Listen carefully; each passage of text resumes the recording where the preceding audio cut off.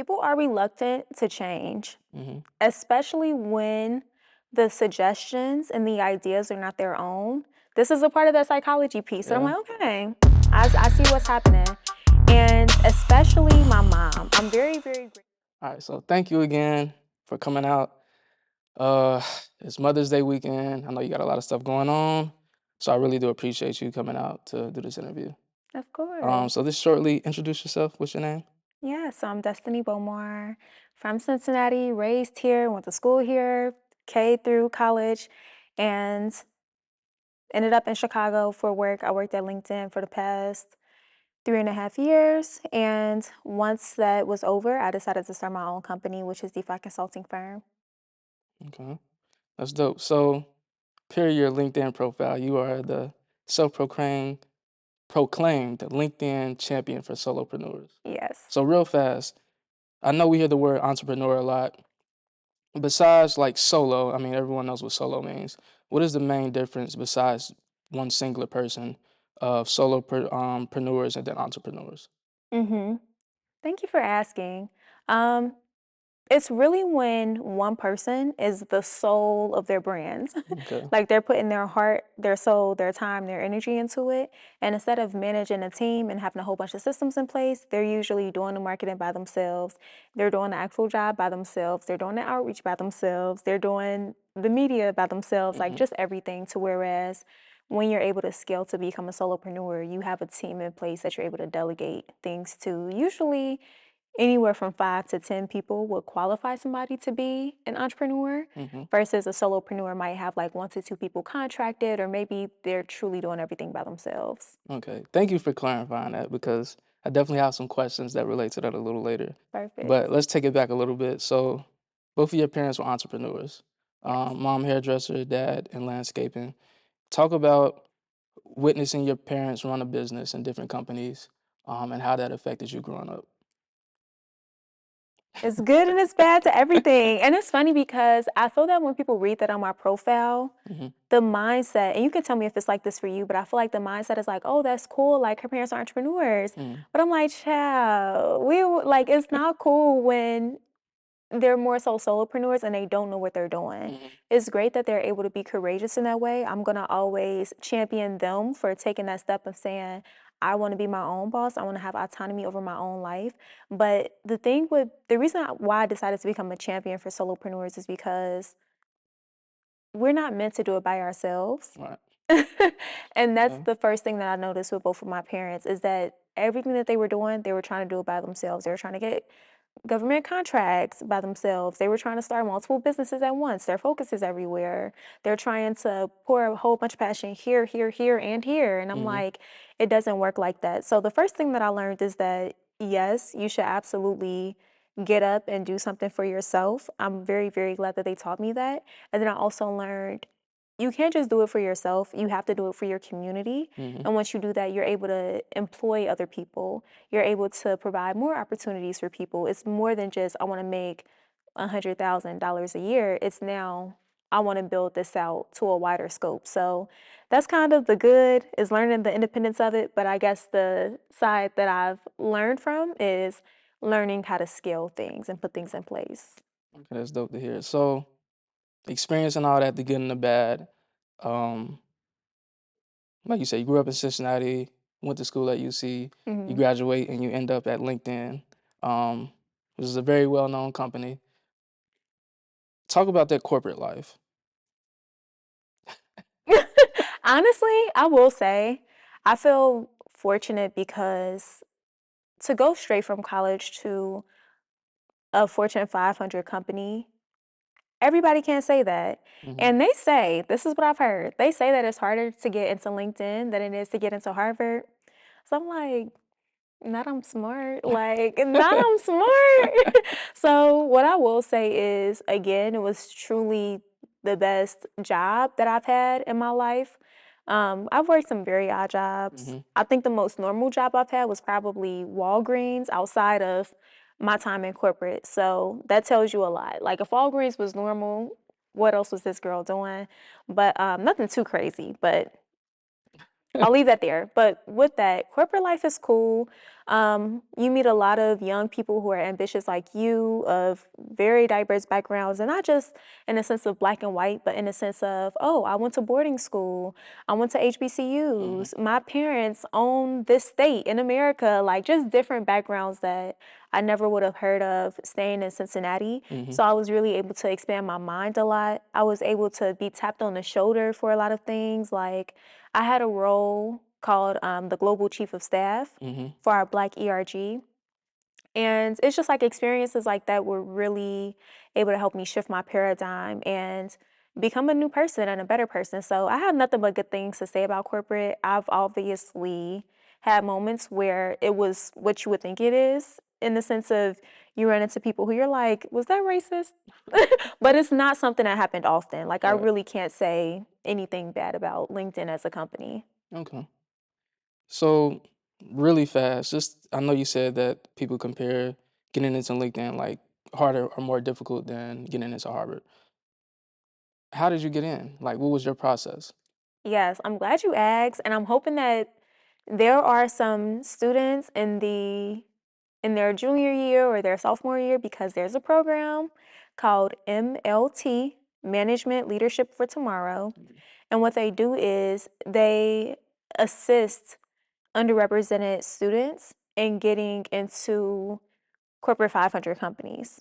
But obviously, you already have to be qualified. Let's just put that out there. And what I mean by that is it's not like a silver spoon program. It's not like, oh, okay, you black, here's your ticket into corporate. It's like you go through a rigorous 18-month program where you're going through case studies, you're going through self-development, Mhm. and you're going through professional development. So it's the case studies, it's the homeworks where you're learning Excel, you're learning how to work with a team of people, you're learning how to actually research what it is that you want. Because sometimes when you don't have proper mentorship, you might just say, for example, I want to start a podcast, but you may not go through the process of why you want to start a podcast. You Right. may not really get into the nitty gritty of what it is that you want to do, which can lead to burnout and failure very quickly. So, we did a lot of Definitely. research in the program MLT. And when I first started in the program, so I had to apply and all that good stuff. And when I got accepted into the program, it's like over well over thousands of students apply. I don't know the number, but I know it's a lot. And they only select anywhere from like 300 to 400 students a Mhm. year. So it's really an honor to be chosen to be among students who have been doing internships since they were 12 and been working at Microsoft since Microsoft was a thing. Like it's just a really cool program that also expands your mind. But when I was applying to internships, every single company, and I feel like I'm kind of fast forwarding through the story, so let me know if I need to clarify Mhm. anything, but every single company rejected me for an internship. Like I applied to JP Morgan and Chase, they were like, "No, thank you." I applied to Deloitte, they were like, "No, thank you." And I really wanted to be a consultant Mhm. because people always came to me for help with their business, and I never had a business. I'm like, "Okay, this is what I'm good at, helping people come up with innovative solutions. This is what I want to do." Plus, I heard consultants got to travel full time and live in these nice big cities and get paid a lot. So I'm like, I want to do that. Like, Right. that sounds like my dream life. So I'm applying to all these big four consulting firms and small consulting firms. They're like, no, thank you. No, thank you. No, thank you. I'm like, I know I did get an interview. What's up? So it finally gets down to the wire where we had to select our internships within like a month Mhm. time. And over 100 companies by this point were telling me no. Only two companies said yes. That was LinkedIn and that was Intuit. So I was like, okay, I have to do a really good job on these interviews Mhm. so that I can get a high paying internship. And not only just an internship that's going to pay me a good amount, but that's going to give me a good experience. Right. So I got accepted to both. And I didn't want to do the LinkedIn job because it was in Chicago, and I was Mhm. like, "Chicago was cold, and it's still close to Cincinnati, like, I wanna move far, I wanna go to, like, New York or LA." I called and I cried, and they were like, "Girl, we're sending you to Chicago if you accept this role." So, I ended up accepting it, and that's how that happened. Long story long, that's Right. how that happened. And it's always crazy when you're going through the interview process how you apply to so many different companies. You like, what's going on? Why won't anybody accept me? And then you get that Mhm. right position, and you're like, okay, I understand why now. Um, Exactly. so it's definitely dope hearing that story and showing, hearing your persistence with those applications and really continue to push forward. Thank you. So you're at LinkedIn, you were working with recruiters and hiring managers, help their brand and things of that nature too. What led you to saying, okay, I want to go out on my own? A few things. As I was working in corporate, I realized two things early on. I realized that as great of a company as LinkedIn was, it's a company, meaning their main focus is the bottom line. No matter how many pizza parties and happy hours we go to, they're going to be like, how much is this company making? Right, And the roles that I was interested in were roles that were not making the company a lot of money because they were not sales roles. I didn't right, have to sell anything. I did upsell a lot. Like I had one client who I upsold by like 3 times their original spend. So at first they were spending, I don't know if I can say that on camera. Scratch that. At first, they were spending a certain amount of money. Then they tripled it after our conversations because I was able to explain the skills well, and I was able to explain the tools well, and I was able to really make them feel like they were a part of the program. So I want to pause before I forget your question. And I want to say a little bit about my background, and then hopefully that'll explain why I chose to go into my own entrepreneurial path, which is considered solopreneurship. hmm So, a few things about me. I love talking. I love talking to people. I love connecting with people. I love helping people. Like I'm really, and we all know that person that's just like, oh, I can help. I can do hmm this. I'm one of those people. So in corporate, your role is your role. Like if they hired you to be a customer success manager, that's what you're doing. hmm And although I also consider myself to be, I understand sales well because I understand psychology well. And then when I say well, I'm not saying expert. I just mean well enough to hmm get through the basics, which a lot of people understand other things very well. But for me, psychology is one of those things where I'm like, okay, I get this, I'm interested. With that said, I understood that there was not only a cap on the amount of money I can make at LinkedIn, but also a cap on the amount of things and the type of things I could do at LinkedIn. Right. I'm not expected to sell. As a matter of fact, I'm not even sure if they want me to. It's kind of like a stay in your lane, keep helping these recruiters, and hmm if you want to do something different, get a new job. Right. So I started applying to different jobs. I started applying to program manager roles. I started applying to customer experience roles. And customer experience is kind of a mix of like user experience, user design, and customer success management all in one. So it's like data analytics and people analytics in one, if I can make it simple. Again, denied for all those roles. I'm like, what in the world? Like, am I not good at interviewing? Is my resume ugly? Like, what's going on? So come to find out, it just wasn't for me. And even still, as I was working in corporate, people will still come to me randomly and be like, hey, can you help me with my website? I have this business plan. Can you look over it? I don't know what it was in me that made people say this. Now I understand more. People say that I'm able to help them feel seen. hmm So by default, they're just like, okay, you went to school for communication and marketing. You know something about business. You work at LinkedIn. Let's call it destiny. So it wasn't even necessarily like it was partially, ooh, I want to do that. And it was also partially people were like, drawing me to it. And I'm the type of person, I do my best to go with the flow. hmm I don't try to say, well, this crowd is still in corporate. Let me stay in corporate. I'm just like, consulting's cool. I already wanted to do it. People are already coming to me for it. And I know that this is my chance to be an entrepreneur. I don't have children right now. Like, so even if things go sour, I can always go back to corporate. But at least in this moment, I can say, I tried to be my own boss. Like I woke up every single day and I went hard and I prospected and I built offerings and I considered people and I built this big thing, no matter how big it really is. I built this hmm and I'm able to say that. So that was a hopefully, did I answer your question? Because I know that was like a lot of pieces hmm of the puzzle, but I hope that that was able to Yes. clarify. I mean, I'm glad that you go into detail because it's painting a picture for me. Um, so you realize, okay, this isn't for me. I want to go out and try my own thing. And your mom was actually one of your first clients. Yes. Okay. So this is probably going to be like the last segment part where we're moving out.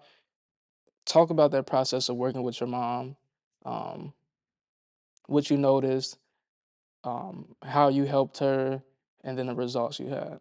Mhm. Let's start with what I noticed. People are reluctant to change, Mhm. especially when the suggestions and the ideas are not their own. This is a part of that psychology piece. So I'm Yeah. like, okay, I see what's happening.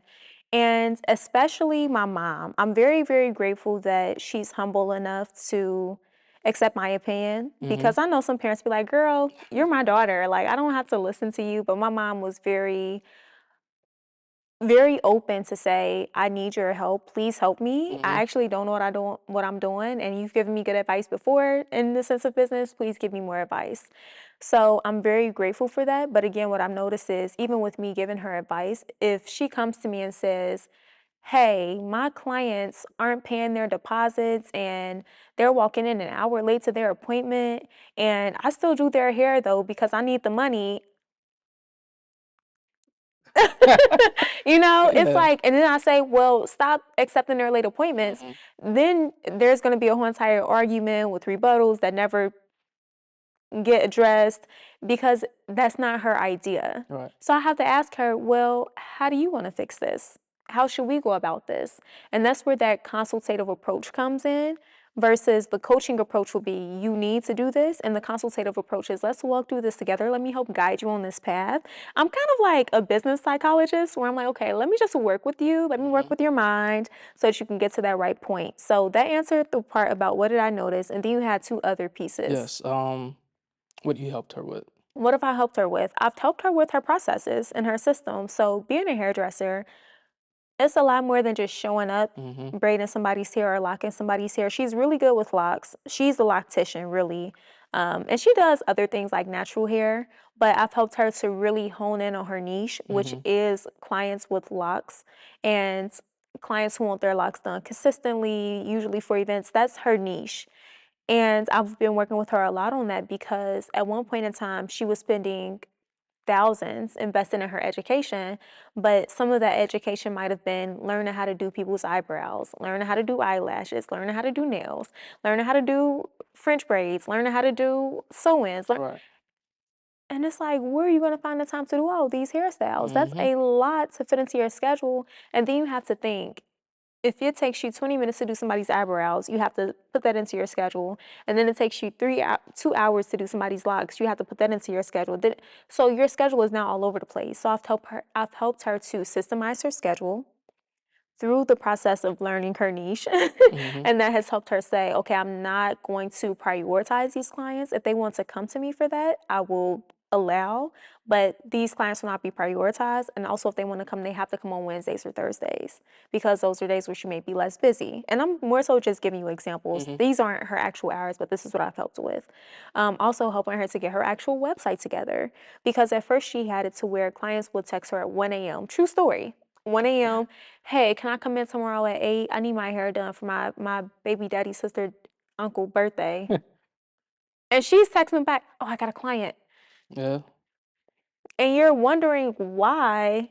You know what? Let me chill because I feel like I'm like clowning on my mom, and I'm really not. I'm extremely proud of her, but I sometimes do feel this like passion inside of me towards my clients Mhm. because I want the absolute best for them, and I recognize patterns when they're being disrespected. Mhm. I recognize patterns when they're disrespecting themselves, when they're not honoring Mhm. their gifts and their talents. And that's how I feel about my mom. So if you watch this, it's love.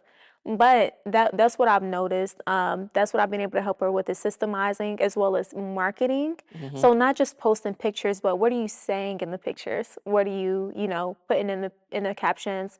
So that's been a lot of what I've been helping her with is really just a systemizing and a marketing.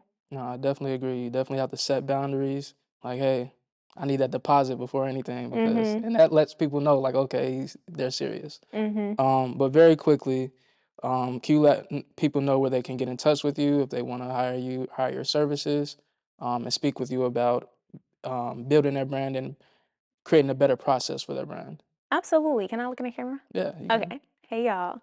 So you can follow me on Instagram, Facebook, all that, but you can always find me on LinkedIn. I'm active on there almost 24/7. So my name is Destiny Bomar. That's DESTINY BOMAR. I'm sure it'll be in the video description. But when you work with me, come prepared to learn some new boundaries and come prepared to really get your brand together and systemize what you have. All right, thank you. And this has been the 20 minutes or less room. Thank you.